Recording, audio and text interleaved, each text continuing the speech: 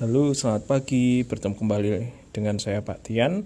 Tadi kalian sudah melihat beberapa tokoh kebangkitan nasional, maka kita perlu meneladani tokoh-tokoh tersebut. Yang pertama, sebagai bangkit dan memiliki daya juang secara nasional. Yang kedua, menjaga persatuan dan kesatuan bangsa. Yang ketiga, dengan berorganisasi dapat membuat gerakan bersama lebih modern dan rasional. Poin pertama adalah bangkit dan memiliki daya juang secara nasional. Kita bangkit dari masa penjajahan dan memiliki daya juang yang luar biasa agar kita bisa membangkitkan semangat perjuangan bagi para tokoh-tokoh nasional, atau kita sebagai generasi penerus bangsa, kita bisa meneladani gimana cara mereka itu bisa bangkit dari penjajahan tersebut. Seperti halnya ketika kita membela tanah air kita dengan cara apa?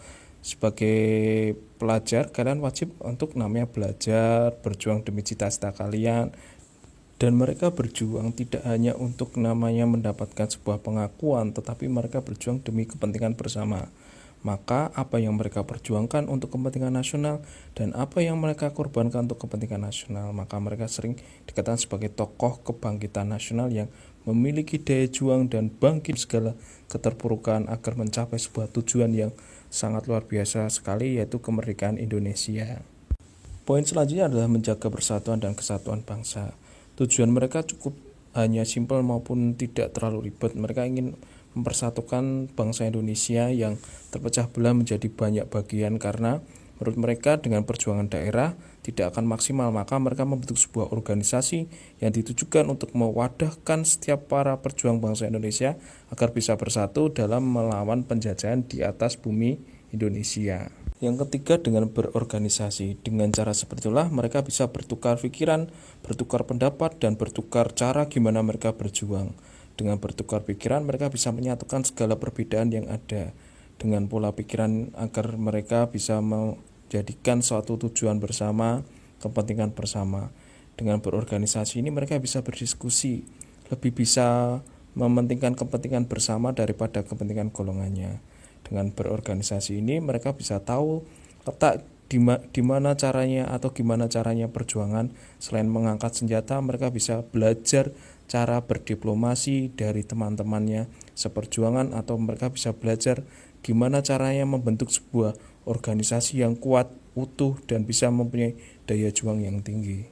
Selanjutnya adalah rasa optimisme masa depan dengan belajar dan bekerja keras untuk kemajuan bangsa. Sebagai pelajar, kalian wajib untuk belajar. Belajar tidak hanya sebatas mata pelajaran, tapi belajar untuk mencintai bangsa Indonesia, mencintai negara Indonesia. Dengan dasar nasionalisme maupun patriotisme, kalian bisa mengharapkan sebuah hal yang sangat kalian impikan untuk kemajuan bangsa Indonesia. Terutama karena kalian sebagai generasi penerus bangsa, tidak boleh sama sekali kalian menjadi orang yang ingin menghancurkan bangsa Indonesia. Tetapi ubahlah Indonesia menjadi lebih baik daripada di masa sekarang. Sebagai generasi penerus bangsa, kalian wajib harus sadar akan kepentingan rakyat yang meluas secara nasional. Jangan karena kalian memiliki perbedaan antar sesama, kalian berusaha untuk namanya menjadikan Indonesia menjadi ladang kehancuran. Tapi sadarlah sebagai generasi penerus bangsa, kalian wajib mementingkan kepentingan bersama daripada kepentingan individu. Sebagai generasi penerus bangsa, kalian wajib harus memiliki semangat rela berkorban untuk bangsa dan negara. Tidak mungkin kalian sekarang diminta untuk berperang karena ini bukan masa lagi untuk penjajahan. Tetapi rela berkorban kalian adalah berusahalah menjadi generasi penerus bangsa yang sangat luar biasa, membangun bangsa Indonesia, membangun negara Indonesia jauh lebih baik daripada sekarang. Berkorbanlah di masa muda kalian dengan cara belajar, dan jangan lupa gantungkan tinggi cita-citamu setinggi langit agar kalian kelak bisa membangun Indonesia menjadi negara yang maju. Selanjutnya adalah bangga dan cinta tanah air untuk menjaga martabat bangsa. Kita diberikan kekayaan yang melimpah, kekayaan budaya, alam maupun keyakinan kita harus bangga dan cinta terhadap tanah air kita. Karena dengan rasa bangga dan cinta tanah air kita akan menjadi bangsa yang besar, bangsa yang mempunyai martabat yang besar, dan akan disegani oleh bangsa-bangsa yang lain. Karena kalian perlu ketahui bahwa bangsa kita itu dari zaman dulu sudah disegani oleh bangsa-bangsa Eropa, Amerika maupun di Asia. Maka kita menjadi salah satu negara yang harus ditaklukkan pada saat itu. Maka kita patut harus menjunjung tinggi martabat negara kita maupun bangsa kita agar kelak kita menjadi negara yang hebat. Yang terakhir adalah meneruskan cita-cita kemerdekaan dengan belajar yang keilmuannya diberikan demi kemajuan bangsa. Secara simpelnya, jika kalian besok menjadi seorang pejabat, jadilah seorang pejabat yang jujur dan tidak boleh korupsi. Jika kalian besok menjadi seorang pengusaha, jadilah pengusaha yang bisa memberikan tempat yang layak atau pekerjaan yang layak bagi karyawan kalian. Dan jika kalian menjadi atau mendapatkan profesi yang lain, jadikanlah profesi itu menjadi sebuah pengabdian bagi kepentingan kehidupan berbangsa dan bernegara. Topik pembahasan selanjutnya adalah nilai-nilai kebangsaan yang terkandung dalam Undang-Undang Dasar 1945. Nilai religius yaitu takwa kepada Tuhan Yang Maha Esa dan sikap toleransi. Yang kedua adalah nilai kemanusiaan, tenggang rasa, dan tidak semena-mena terhadap sesama. Yang ketiga adalah nilai produktivitas, mendorong produktivitas dan kreativitas bagi bangsa kita, terutama bagi diri kita sendiri agar memajukan kepentingan kita bersama. Yang keempat adalah nilai keseimbangan. Keseimbangan hak dan kewajiban jasmani dan rohani itu menjadi tolak ukur bahwa kita adalah bangsa yang luar biasa.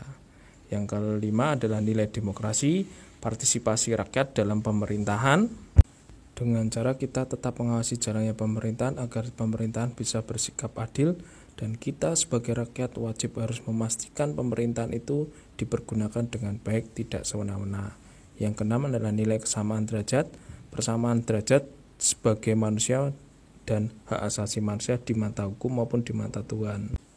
Yang terakhir adalah nilai ketaatan hukum, persamaan di depan hukum atau equality before the law, yang diartikan bahwa kalian di mata hukum, baik kalian rakyat biasa, baik kalian pengusaha, baik kalian pejabat, bahkan kalian besok menjadi presiden, di mata hukum kalian tetap sama.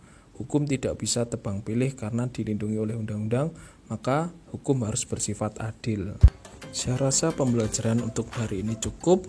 Tetap jaga kesehatan, tetap jaga protokol kesehatan, tetap jaga kondisi kalian agar kalian bisa selalu diberikan keselamatan maupun kesehatan. Jangan lupa untuk minggu depan kita akan melaksanakan ujian ulangan harian. Tetap belajar dan tetap semangat dalam menghadapi kehidupan sehari-hari. Oh iya, untuk materinya hanya bab 1 saja. Silakan kalian pelajari melalui video maupun PPT. Silakan kalian dalami agar kalian bisa menjawab semua pertanyaan yang ada di GC untuk minggu depannya. Salam Pancasila, salam Indonesia, Viva Republik Indonesia, Merdeka!